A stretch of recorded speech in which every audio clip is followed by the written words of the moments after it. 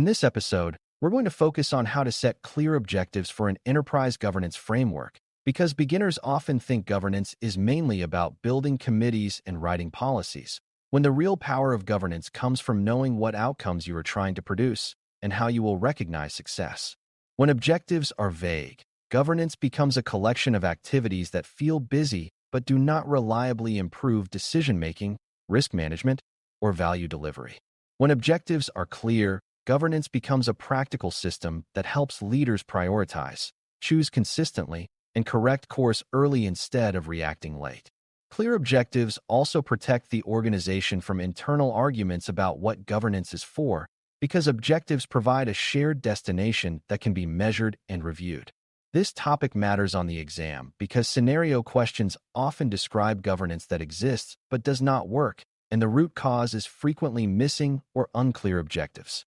By the end, you should be able to explain what a governance objective is, why it must be defined in business terms, and how objectives link directly to measurable outcomes and accountable decision behavior. Before we continue, a quick note.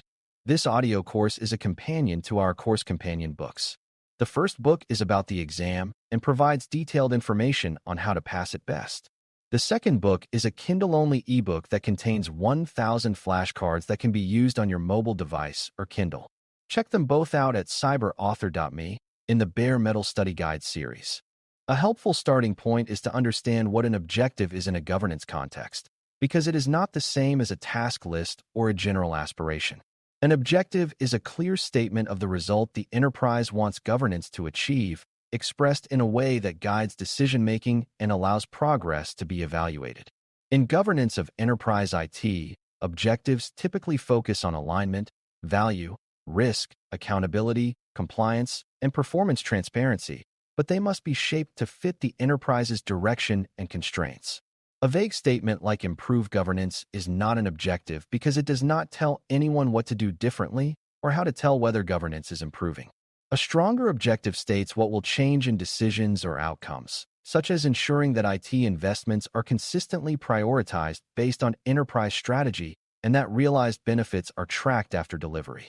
Another strong objective might focus on risk, such as ensuring that major risk acceptance decisions are made by the right authority and are visible for oversight. Objectives therefore define both purpose and boundaries, making governance a tool for leadership rather than a set of documents. When you learn to think in objectives, you also start hearing governance topics as means to an end, which is the mindset the certification expects. Clear objectives matter because governance is expensive in a hidden way, even if it does not look expensive on a budget report. Governance consumes leadership attention, meeting time, reporting effort, and organizational focus, and those resources are limited. If objectives are unclear, governance tends to grow in complexity as people add more steps to solve isolated problems, and over time governance can become a burden rather than an enabler. Clear objectives prevent that by giving leaders a reason to say yes to governance activities that move the enterprise toward the objective and a reason to say no to activities that create bureaucracy without benefit. Objectives also help different stakeholders align, because business leaders, IT leaders, security leaders, and compliance leaders may each have their own priorities, and objectives provide a shared definition of what governance is trying to achieve. For beginners, it helps to remember that governance exists to improve enterprise outcomes, not to create perfect paperwork. When objectives are clear, governance can be evaluated honestly, and leaders can adjust the framework when it does not deliver. On the exam, answers that establish objectives before building detailed mechanisms often reflect mature governance thinking. An important beginner misunderstanding is thinking that objectives are the same as metrics, when in reality objectives come first and metrics support them. Metrics are how you measure progress toward an objective, but metrics are not the objective itself. For example, reducing the number of incidents might be a metric, but the objective could be improving service resilience and risk management to maintain customer trust and operational continuity. Another misunderstanding is treating objectives as purely technical, like improving system performance, when governance objectives should be expressed in enterprise language and connected to strategy. Governance objectives might include improving prioritization discipline, improving accountability for outcomes, improving compliance confidence, or improving transparency of investment value. Technical metrics can support these objectives, but the objective should remain focused on enterprise impact and decision behavior. Beginners also sometimes think objectives must be perfect and complete before governance begins, but objectives can be refined. What matters is that they are clear enough to guide initial design and to prevent drift. Governance should not start with 100 objectives, because too many objectives dilute focus and create contradictory incentives. A small set of well-chosen objectives is more effective because it concentrates attention and makes trade-offs visible. This balance between clarity and practicality is a key governance skill.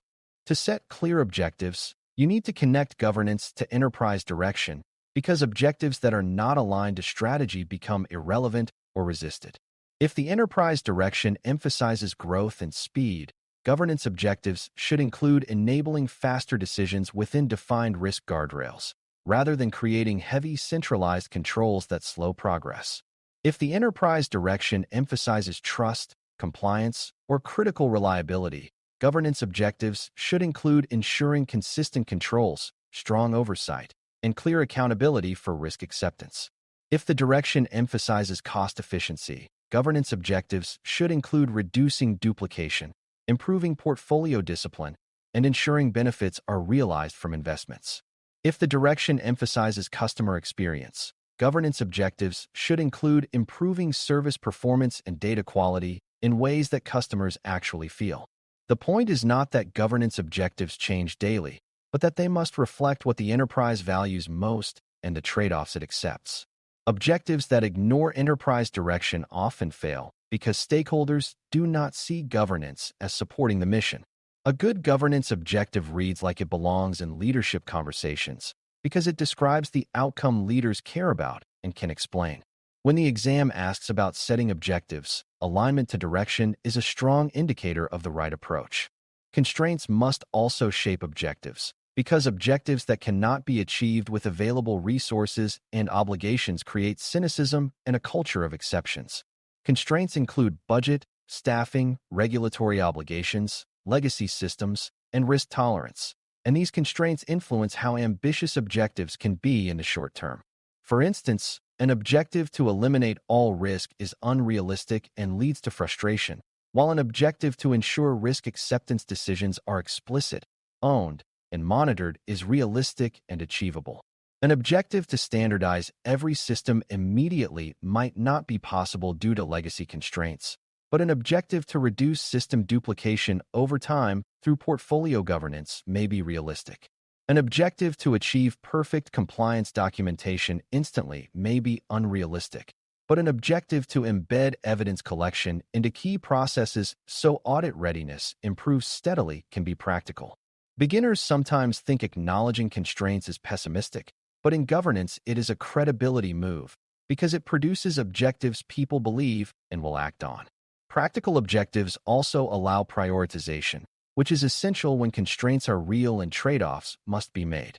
A governance framework that respects constraints builds trust because it does not demand miracles while still improving outcomes. A strong way to phrase objectives is to make them outcome-focused and decision-focused at the same time, because governance changes the enterprise by changing how decisions are made and overseen. An outcome-focused objective might state that the enterprise will improve benefit realization, meaning investments produce measurable value after delivery. A decision-focused objective might state that investment decisions will be based on defined criteria and aligned to strategy rather than on informal influence. Together, these objectives shape both behavior and results, creating a governance system that is not merely compliant but effective. Another example is risk. An outcome-focused objective might be improved resilience and reduced high-impact incidents, while a decision-focused objective might be ensuring that risk acceptance decisions are made by the proper authority and recorded. This pairing is powerful because it ensures governance does not only produce procedures, it produces better decisions and better outcomes. Beginners often focus only on outcomes and forget that governance is the mechanism that drives them, while others focus only on decision processes and forget the outcomes they should improve. Clear objectives balance both, ensuring the governance framework is built to influence real enterprise results. When you can articulate objectives this way, You demonstrate an understanding that governance is a leadership system, not a checklist. Another essential element is keeping objectives unambiguous, because ambiguity creates loopholes and inconsistent interpretation. If an objective says improve alignment, different stakeholders may interpret alignment differently, and governance becomes a debate about meaning. A clearer objective describes what alignment will look like in practice, such as ensuring that the IT investment portfolio is mapped to strategic objectives and reviewed regularly for drift. If an objective says strengthen accountability, it should clarify what accountability means, such as establishing clear ownership for key information assets, services, and governance decisions, with defined escalation paths for conflicts. If an objective says improve compliance, it should clarify the expectation, such as embedding compliance requirements into decision criteria and ensuring evidence is produced through normal operations. Clarity does not require overly technical language. It requires precise enterprise language that describes observable behavior and outcomes. Unambiguous objectives also make it easier to select appropriate measures, because measures should follow naturally from what the objective says will change. When objectives are ambiguous, measures become arbitrary and can be manipulated, which undermines trust in governance. For exam scenarios, choosing an objective that is specific and observable is usually stronger than choosing an objective that is broad and motivational. Objectives also need ownership, because a governance objective without an accountable owner tends to become a slogan.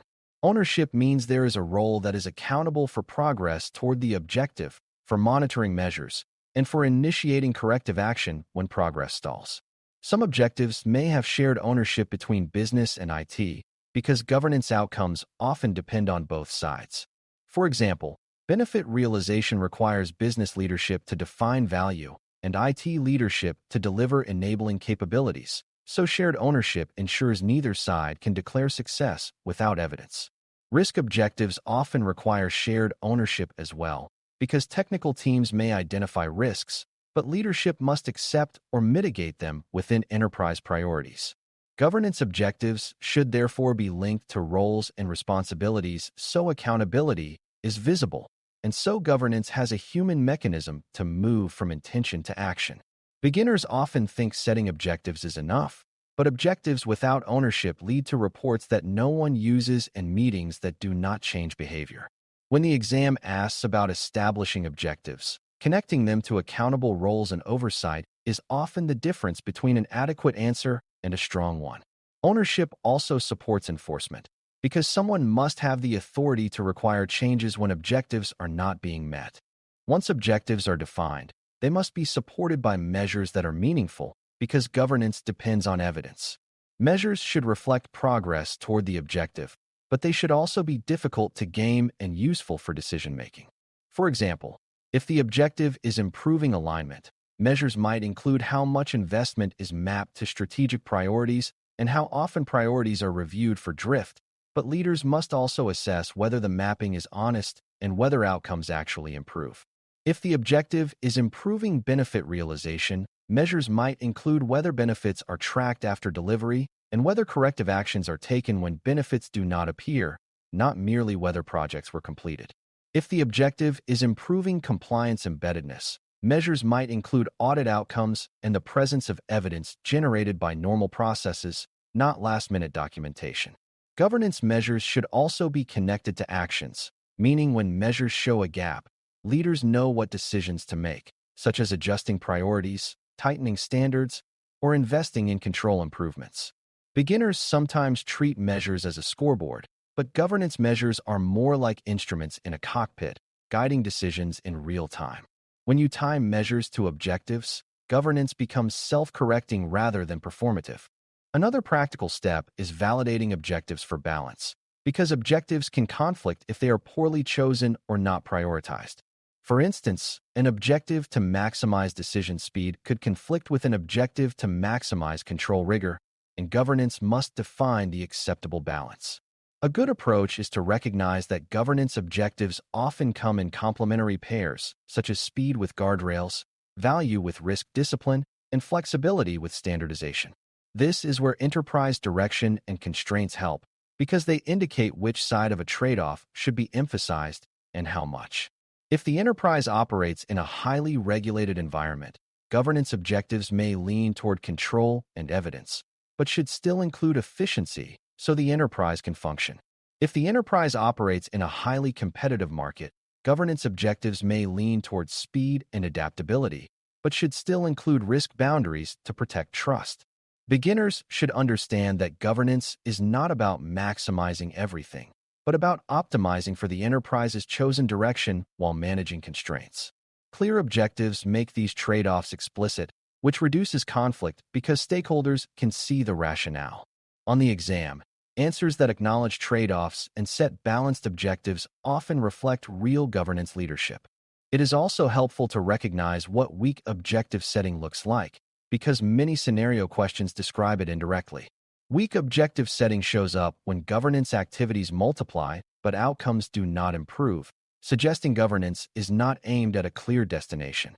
It also shows up when different departments follow different priorities and claim they are aligned, suggesting there is no shared objective language. Another sign is when leaders cannot explain why a governance control exists, indicating the control was added reactively rather than designed to support an objective. Weak objectives also show up as constant exceptions, because objectives are unrealistic or misaligned with constraints, so people bypass governance to get work done.